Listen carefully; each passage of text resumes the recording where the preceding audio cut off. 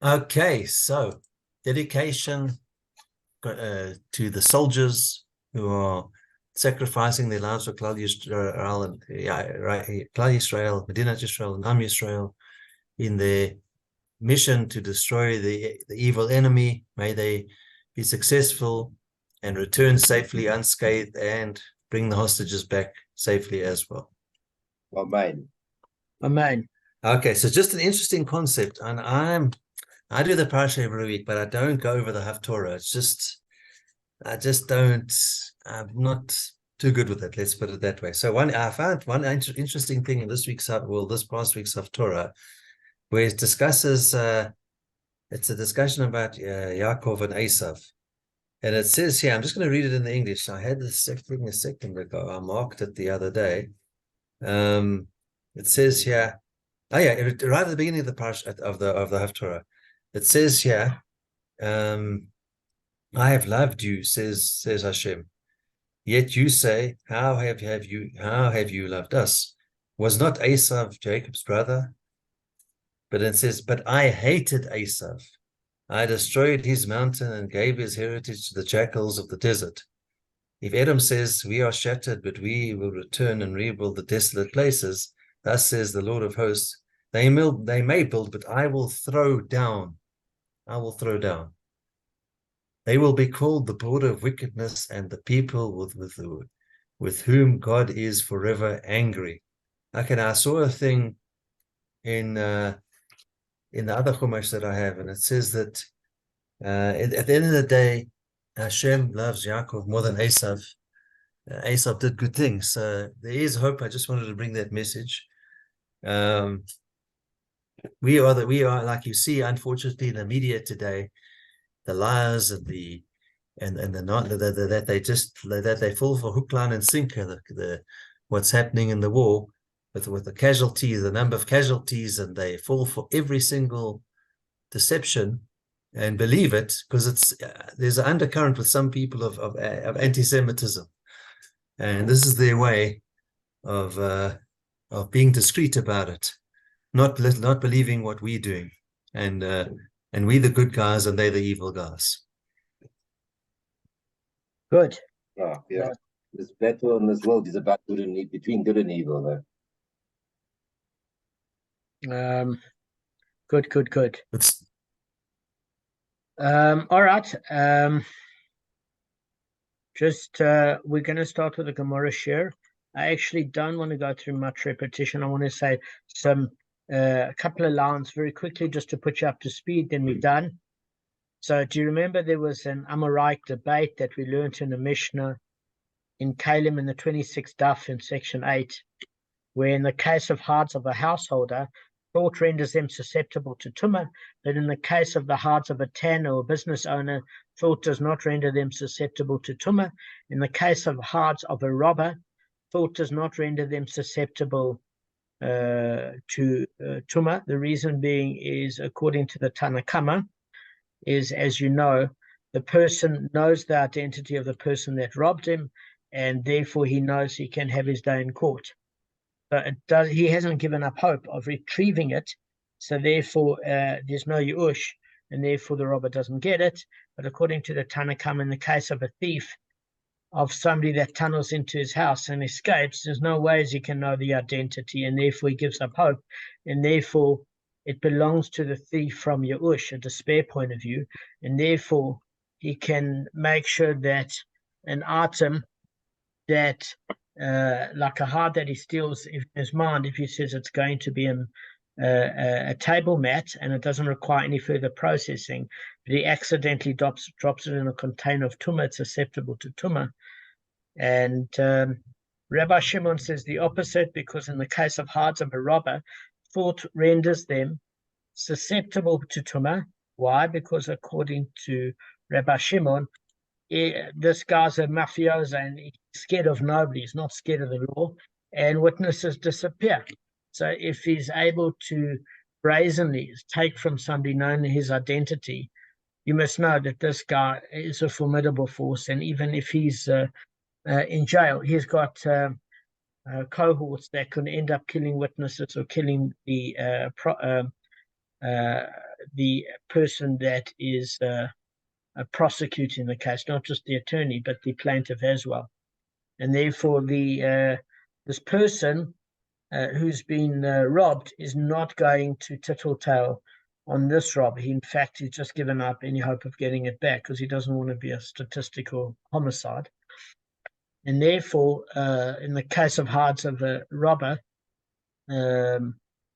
thought does render it susceptible to Tuma, because he's not going to recover his Hards back. But in the case of a thief, thought does not render them susceptible to Tuma, because their owners do not despair of recovering them. And we said, let's take an example. And the example was, you have 3 people over for dinner on a Friday night, and your Fabergé egg goes missing.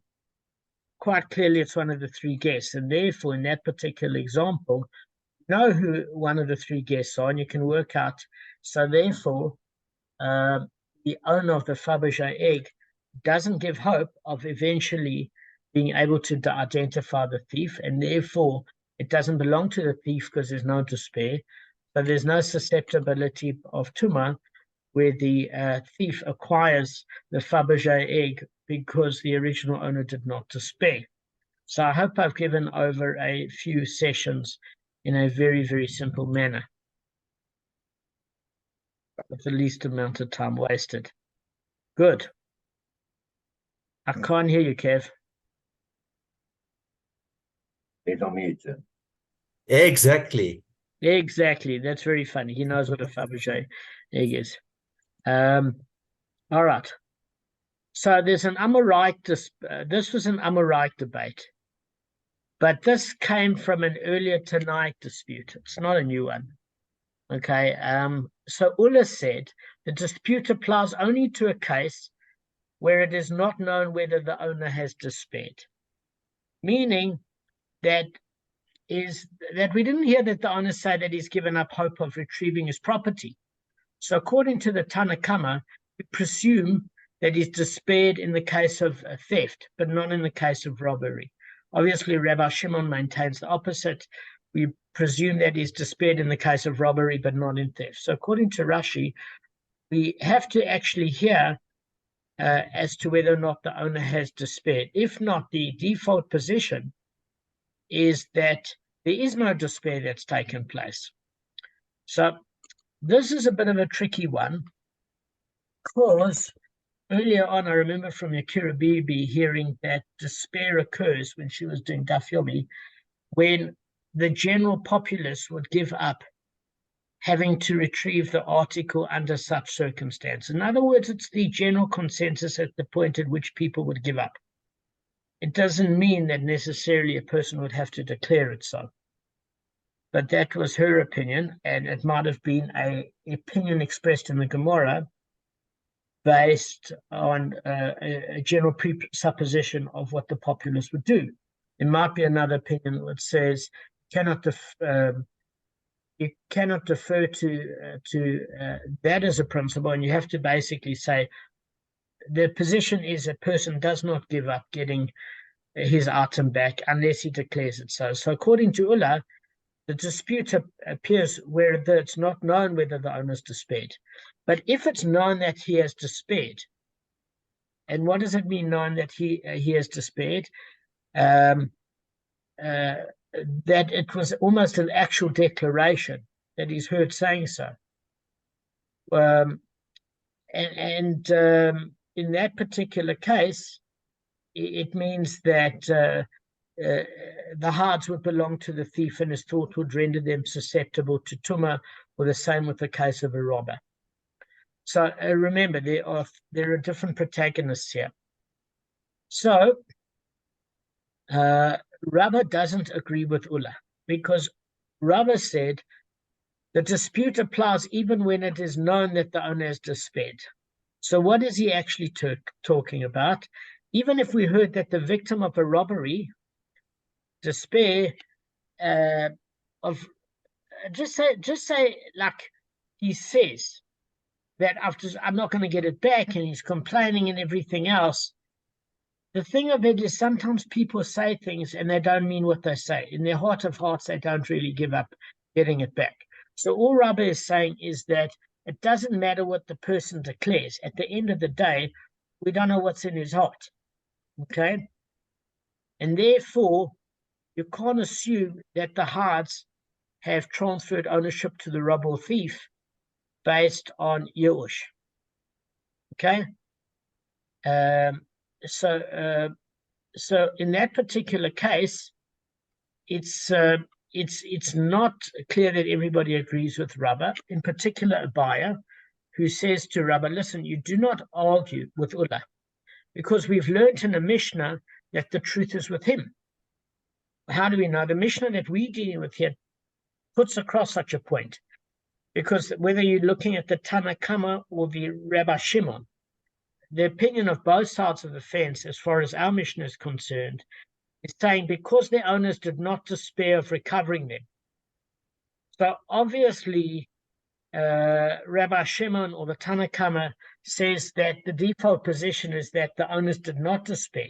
But if the owners did despair, the hearts would belong to the thief, and his thought will render them susceptible to tumah. So what they're doing there is Abaye is saying to Rabbah, you can look at our own Mishnah, and you can know that despair has taken place. Otherwise, there would be no need for our particular Mishnah. That's proof enough. So you can work on the fact that there's evidence for it within our Mishnah itself. Now, I just want to try and see if I can share something of our Mishnah, just so that you guys can see what we're saying. Okay. If the custom collector confiscated someone's donkey and gave him another donkey, or if bandits confiscated his garment and gave him another garment, they are his, because it may be assumed that the owners have despaired of retrieving them. So Abaye is saying to Rabbah, look, we know from the Mishnah of the 114th daf of Bava Kamma that at the end of the day, bandits refer to a thief, and a customs collector, tax collector, is a robber. Why? Because it's not done surreptitiously. He goes to the citizen and says, I'm confiscating your donkey. So therefore, that's robbery. It's in broad daylight, and he makes himself known. So that's the definition of a robber.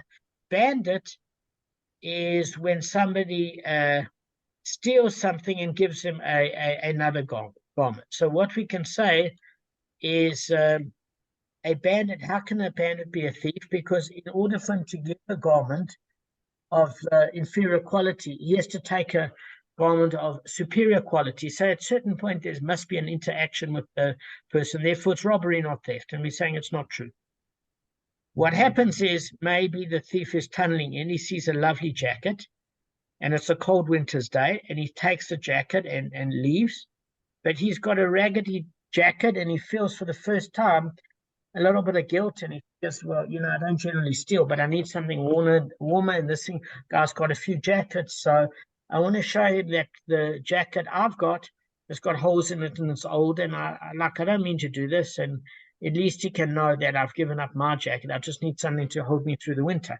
This is just an example I'm using to see how there doesn't have to be a personal interaction to have a superior item taken and an inferior item deposited. You see what I'm saying? There doesn't have to be a personal interaction. It could just be an internal thought process, and the item is left and a superior one is taken.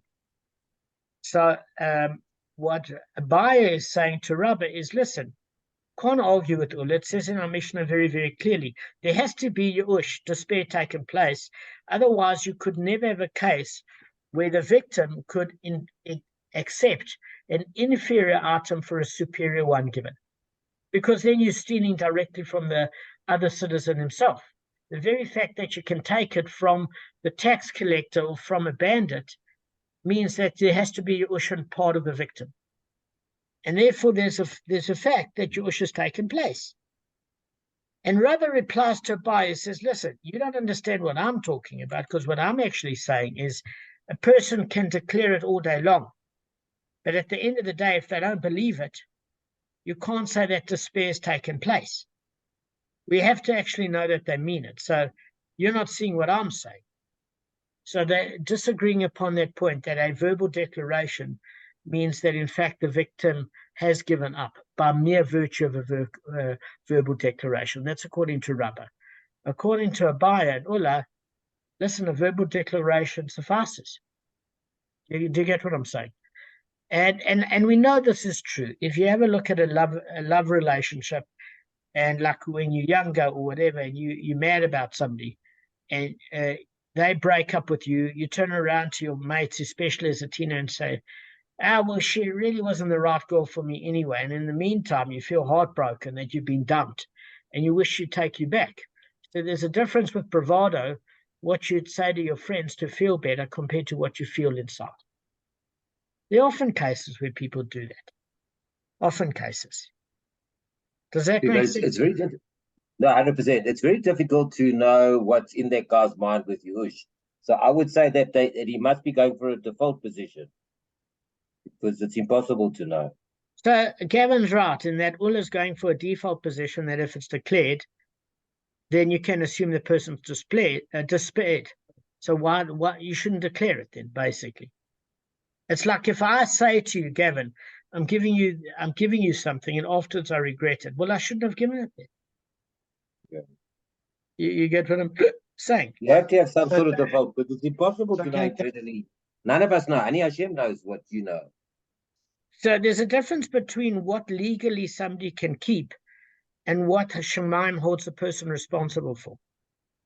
Meaning, I mean, according to just one thing, hang on, according to the Rashash and Rashi, it's basically disdainful to keep an item that was stolen, even if it's acquired through Yush as a third party. It's repugnant, as Rashi said, repugnant.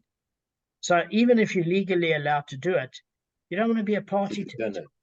Yeah. Also, don't you give up your right of, like, let's say you take that Ford Escort, then by default, if somehow or other you're able to get the Porsche, you've got no claim against that Porsche ever.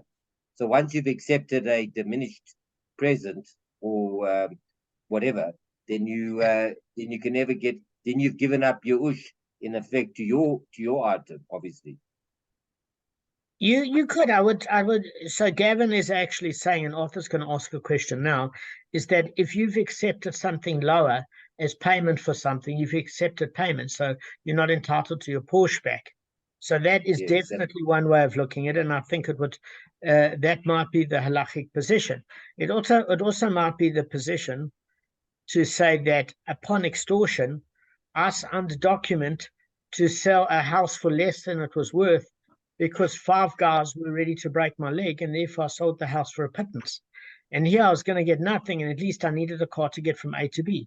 It wasn't under consent. It was based circumstantially on the fact that I took whatever offer was there because I was a victim. That could work as a counter-argument as well, especially since the Mishnah is saying that there's Yush on part of the other victim. I gave up getting my Porsche, and he gave up getting his car. But then if you give up, you give up. And by accepting a Ford Escort, that can be proved you've given up on getting a Porsche, and on that basis you could lose. Yeah, that's what I would think it's giving up on your Porsche. Arthur, what were you going to ask me, mate? There was a comedian that had something like that. He said, look, I didn't steal, I swap. Okay, I take an iPad, I didn't etch-a-sketch. Things like that. I take an iPad, I leave. An etch-a-sketch, the little things you draw on. I saw that guy in America's Got Talent. Yeah, it's so funny that the minute you said that, I thought of that immediately. It's actually very funny. We must try to send you the link. Send me the link. I'd love to see it. Firstly, it's out. Arthur's doing it out of context, but because in context, when in that mode, it's a very funny joke. The way the guy does it, I've heard it. It is very good, Arthur. Yeah, it's kind of like that's what we're doing. We're kind of like, give you a sketch, take your iPad, and then whatever. Yeah. But he runs through a whole series of these one jokes after another, and it's just hilarious. Good. He's really good. All right. I'd love to see it. So let me just continue a sec. So the Gemara is actually challenging Rabbah, because Rabbah's making this statement and saying, look, if he declares he's giving up, he might not give up in his heart. He might just be saying it. And the Gemara is calling him on it. And he said, look, we learned from our particular Mishnah, if the custom collector took a superior donkey for an inferior donkey, then at the end of the day, it's got to be assumed that the owners have despaired of retrieving them. And the Gemara is challenging and says, look, who's the Tana of our Mishnah in Bava Kamma 114? We're, and the assumption by the Tana Kamma is that the owner has despaired in the case of the robber or the custom collector who's a legal robber, or in the case of a thief or bandit. So basically, guys, if you say it's the rabbis, because the Tana Kamma of the Mishnah generally supports the rabbinical opinion, the general rabbinical opinion, then our Mishnah's assumption that a victim of a robber, in this case the legal robber, the custom collector, has despaired is problematic. Okay? And if you say it holds according to Rabbi Shimon, who despairs only in the case of a robber and not a thief, then our Mishnah's assumption that the victim of a thief, the bandit, has despaired is problematic.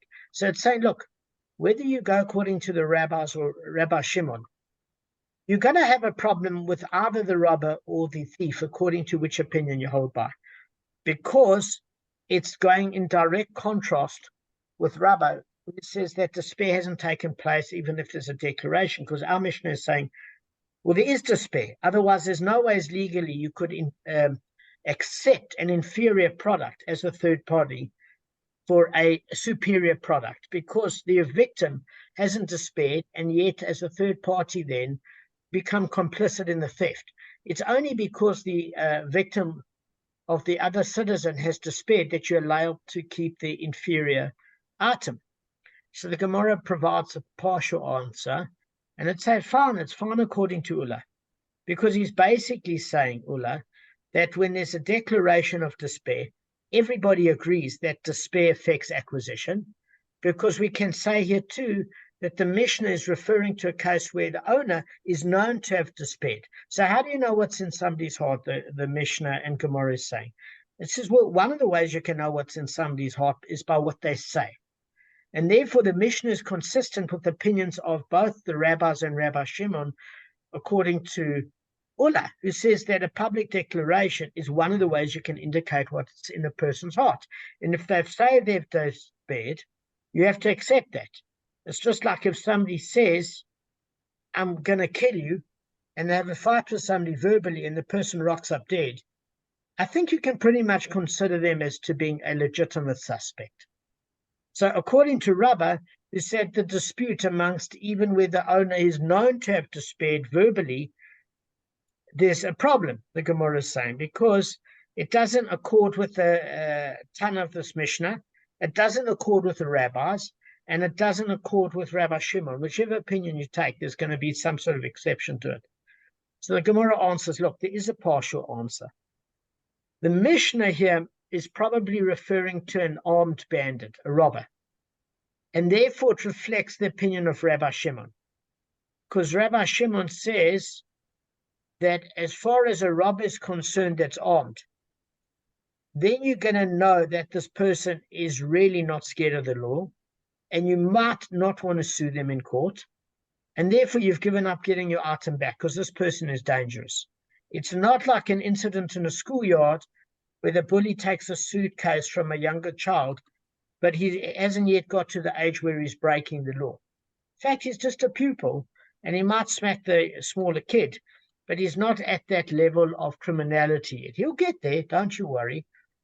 These big criminals are often seen in childhood to have created bad behavioral patterns. They don't wake up as a wicked person one day. It takes years of work, trust me. But the Gemara is saying, so there's a difference. You have to discern the difference between an armed robber, and which would actually support the opinion of Rabbi Shimon and not the robbers, to say that that sort of robber you'll give up on. But a tax collector, you might also give up on, because if he's got the support of a king, even though it's punitive, you're probably not going to get your money back. The Gemara says, okay, so if that's so, then why are you discussing this law of robbery twice? Because the Mishnah refers to an armed bandit, if that's your solution, then what's the difference between the armed bandit or a custom collector or tax collector? It's also a form of robbery. You know, the tax collector comes with henchmen. So why state the law of robber twice? Why don't you just say, you know, there's a robber? And the Gemara says, listen, you have to discern between two different kinds of robbers. The one is one that is a full criminal, and the one is one that has the backing of the government, the king, etc., or powerful politicians that in themselves get tenders. They're involved with criminal activity. They're involved with nationalizing and condoning criminal activity that just come with a legal or sort of authorized form of robbery, but it's still robbery nonetheless. So in South Africa, it's legal to collect taxes and not use that tax money for the betterment of South African citizens. It's legal, but it's still considered halachic robbery. So you have to discern between robbery that's morally wrong, that is illegal, and robbery that's morally wrong, that's legal. And on those two bases, the Gemara says you have to discern. And in those particular cases, we can see an argument for Rabbah that just because a person declares they despair doesn't mean they don't hope one day that politicians will be accountable, or this tax collector will be found out by the king as not giving his due share, or the fact that an armed robber might be able to be indicted one day for tax evasion like Al Capone. So you said there's a difference between a declaration and frustration compared to how we really feel. And Ulla's saying, no, he doesn't agree. Any sort of public declaration gives an assumption of the state of mind of the individual that made that declaration. Okay? So what I'm going to do is end now so that Kevin can go to Mincha and Mariv. No, can do another 10 minutes. Are you still able to make sure in time? Just be careful, because we can always pick up tomorrow, and I'm scared you won't make Mincha and Mariv. Okay. Okay, So- is it okay with the other guys? Gavin? Yeah. Arthur? I'm fine. You know what? I'm Also, a bit- if I give you guys too much, sometimes you don't absorb. It's normal. If I'm Yeah, giving you so- Damon, so just I was going to answer before you even said it, like you were saying, how do you know that the guy has despaired? And I was going to say, he must say it verbally. No one can just assume. So if the guy says it verbally, it's acceptance.